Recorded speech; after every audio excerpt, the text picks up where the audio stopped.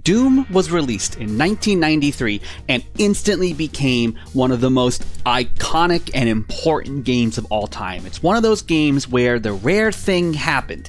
Everything just clicked. But what about parts of the game that didn't make the final cut? If we take a look at the Doom Bible, which was written by Tom Hall, there's parts in that document that, while it didn't make its way into original Doom, they would eventually show up in other games. So let's take a look at those unfinished, unrealized ideas that eventually came to life. Let's talk about location first. So Doom takes place on the 2 moons of Mars and then later ends up in Hell. That was not the original idea to take place on the moons of Mars. Originally, it was going to be a wholly new location made up by Tom Hall called Taytanga. And while you don't get to explore Taytanga in Doom, you can still see remnants of it. Like on computer panels, you can still see the name and kind of see the planet on it. Eventually, though, Tom Hall would produce a game called Terminal Velocity, and in that game, you can actually finally explore Taytanga.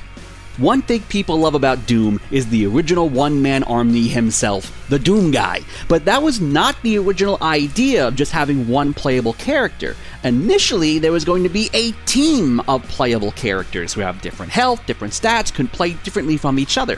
While that did not make its way into Doom, it would eventually make its way into a game that Tom Hall would direct called Rise of the Triad, where you can pick through different people with different health and stats and play differently, and it makes that game more interesting, the fact you can have different people. And I'm glad the idea made its way into that game.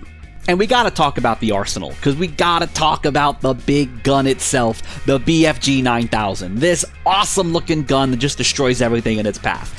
But in the Doom Bible, there was talks of yet another big type of gun, a mixture of demonic flesh and bone and human technology, and it was going to be called the Unmaker. And if that name sounds familiar to you, it's because it would later actually make a tangible appearance in Doom 64 for the first time, and then would later be usable again in Doom Eternal.